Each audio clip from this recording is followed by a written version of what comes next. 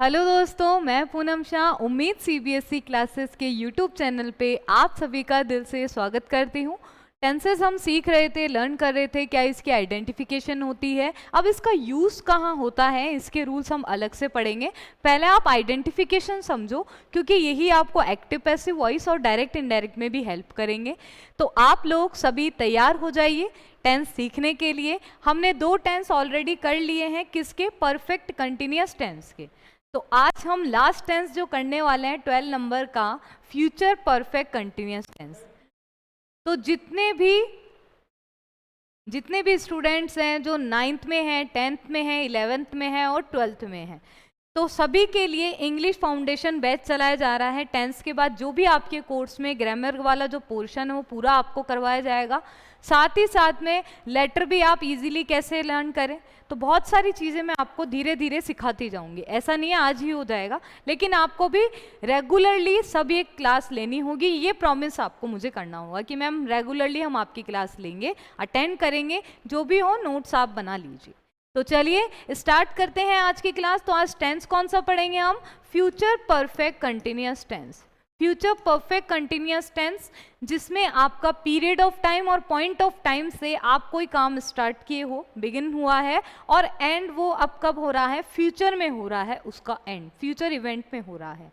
तो उसे वहां पर आप कौन से टेंस का यूज करते हो? फ्यूचर परफेक्ट कंटिन्यूअस टेंस का यूज करते हैं। इसकी पहचान क्या होती है? इससे पहले हम कंपेयर कर लेते हैं इनको। तो प्रेजेंट परफेक्ट कंटिन्यूअस टेंस की पहचान क्या होती है? Has, have plus been plus first form of the verb. Important क्या है इसमें? सिंस 4 के साथ में टाइम का यूज लिया जाता है। तो यहां पर क्या होगा? यहां पर क्या होगा आपका? He has, have, been, verb की फर्स्ट फॉर्म, सिंस 4 के साथ में टाइम आपको दिया हुआ है।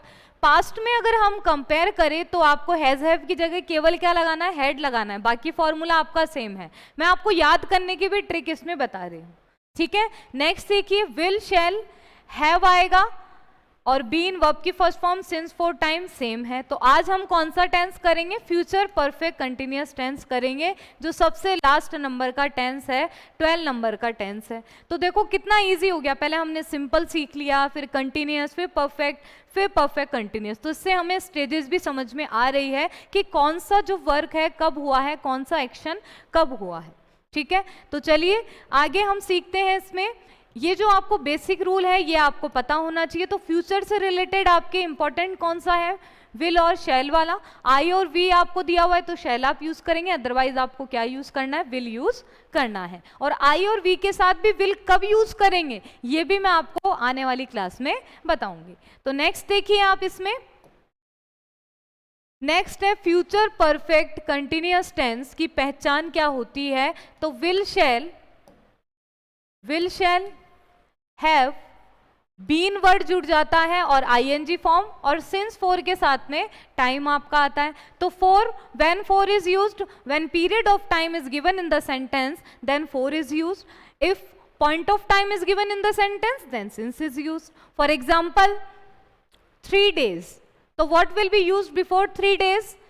4 या सिंस। तो क्या आएगा? 3 days, that is the period of time. और पीरियड ऑफ टाइम आपको गिवन है तो क्या यूज करेंगे आप यहाँ पे?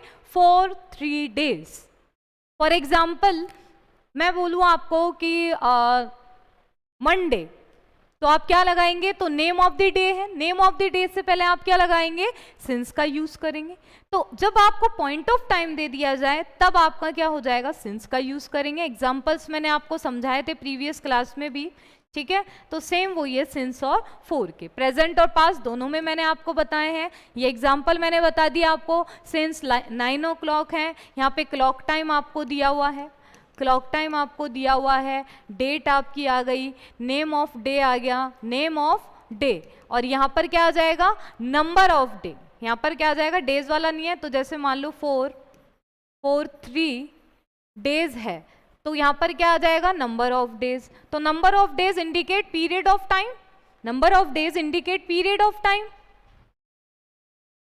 तो what will be used before number of days? 4 will be used, ठीक है। और नेम ऑफ द डे, तो what will be used before name of the day? Since will be used, okay clear. तो सिंस और for आपको बिल्कुल बहुत अच्छे से आना चाहिए कि when it will be use. Next one is these are the structure of future perfect continuous tense. What is the structure in affirmative, what structure is followed in negative, and what structure is followed in interrogative, which start with helping verb, and what structure will be used by us in interrogative, which start with WH word. So first of all, subject is given, then helping verb we shall have been, verb की first form plus I N G, object plus complement of other plus since for plus time is given. ठीक है, not में negative में third place पर not का आप use करेंगे, उसके बाद में इंटेरोगेटिव में हेल्पिंग वर्ब आपकी यूज होगी बिफोर सब्जेक्ट। ठीक है, और डब्ल्यू एच वर्ड में जो इंटेरोगेटिव है, जो हेल्पिंग वर्ड से स्टार्ट हो रहा है सेंटेंस, वो आपका as it is W H word में आ जाता है, उससे पहले केवल क्या हो जाएगा, डब्ल्यू एच वर्ड आ जाएगा। और दोनों में मैंने आपको डिफरेंस बता दिया है। If sentence starts with helping verb and and with question mark, the answer is given in yes or no only, but when we put question by WH word, then आपको रीजन बीइंग बताना पड़ता है। समझ में आ गया? yes और no में आप आंसर देंगे तो हेल्पिंग वर्ब से स्टार्ट करेंगे, ठीक है, और अगर हम WH वर्ड से स्टार्ट करेंगे तो आपको उसका रीजन बताना पड़ेगा। जैसे when आ गया तो कब, तो उसका आपको बताना पड़ेगा। yes और no में तो आंसर नहीं आ रहा। ठीक है, अब देखिए इनको डिटेल से करते हैं। तो अफर्मेटिव सेंटेंस अभी हमने कर लिया कि सब्जेक्ट के साथ में देखो फ्यूचर है तो ये तो हमेशा आएगा, तो विल शैल। अब यहां पर क्या है, कंटिन्यूअस में बीन प्लस वर्ब की first form plus I N G have के साथ में। ठीक है, परफेक्ट का हैव ले लिया और कंटिन्यूअस का आईएनजी फॉर्म आ गई, तो इसमें आपको याद करने की जरूरत है ही नहीं इसमें तो। ठीक है, और सिंस या फॉर प्लस टाइम। अब देखिए सेंटेंस है she will be, she will have been, she will have been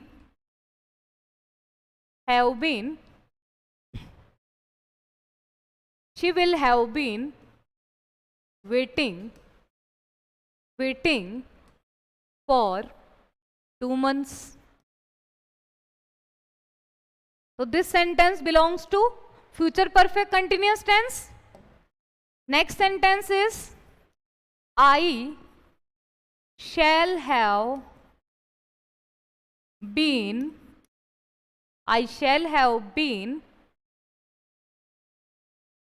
playing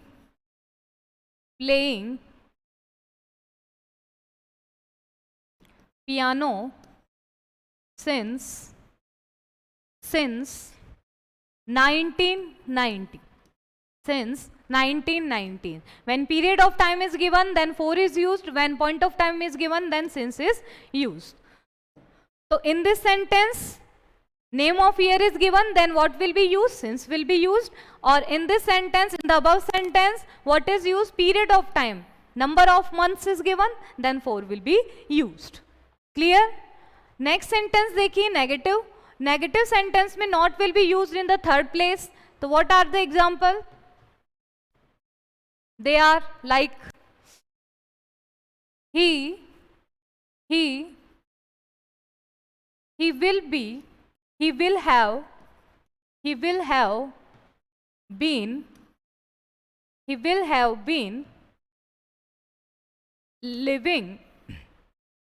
living there since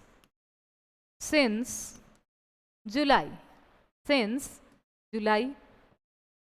He will not have been. Clear? तो यहां पे आपको कौन सा टेंस आएगा? आपका यहां पर आएगा future perfect tense. Next one, he will not have been working in this company since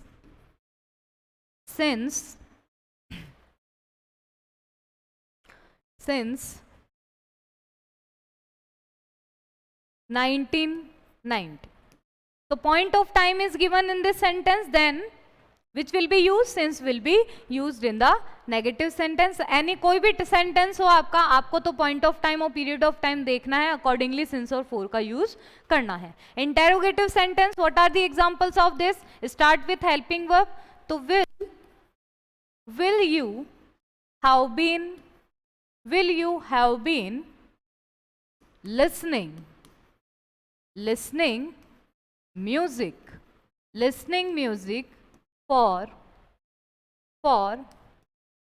3 hours. For 3 hours. Clear? Next one is, will he not have been? If negative sense is given in interrogative sentence, not is always used after subject. So will he not have been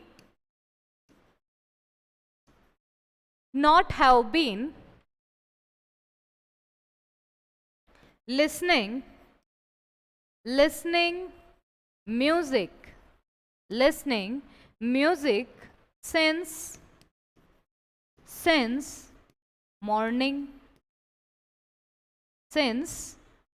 and question mark is used in this sentence.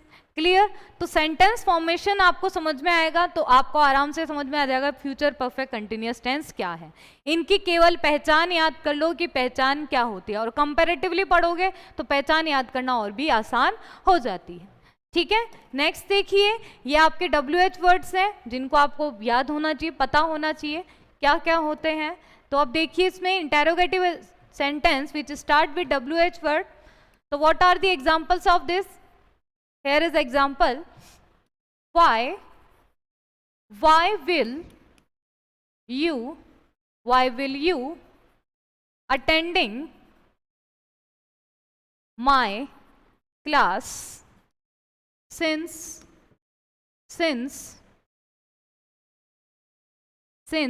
Monday?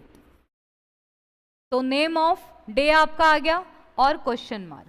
ठीक है, next one is, what will you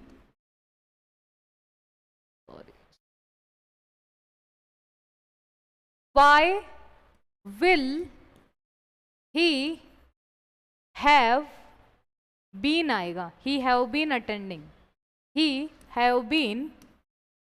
attending my class since Monday. तो what will you have been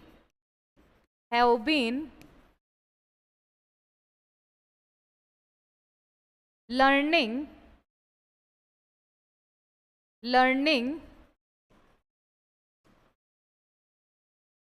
what will have you learning for 3 hours. For 3 hours की जगह days लिख लो, for 3 days.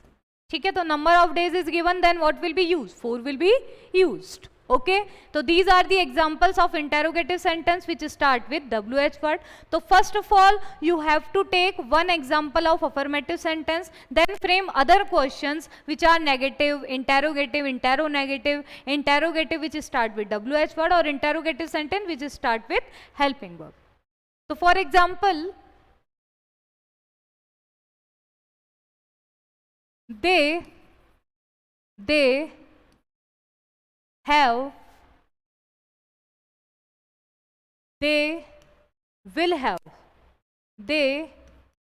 will have been working for 3 weeks. वे यहाँ पर 3 week से काम कर रहे होंगे. तो अब देखिए यहाँ पर, तो नेगेटिव कैसे बनाओगे? Not will be used in the third place. तो they will not have been working for 3 weeks. Next one is interrogative sentence. Will they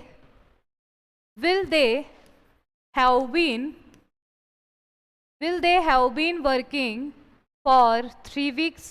Next one is why they have been working for 3 weeks. And question mark आपका जरूर आएगा, यहाँ पर आपको ध्यान में रखना है।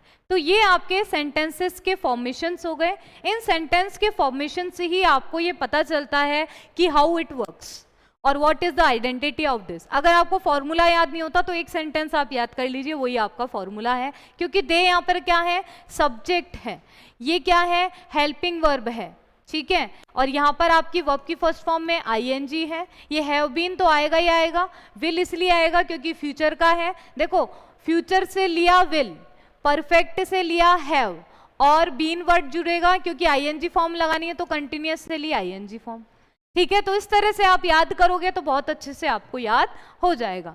तो यहाँ पर अपना जो टेंस है, बेसिक जो बातें हैं, जो हमने फॉर्मूलाज है वो हमने कंप्लीट कर लिए हैं।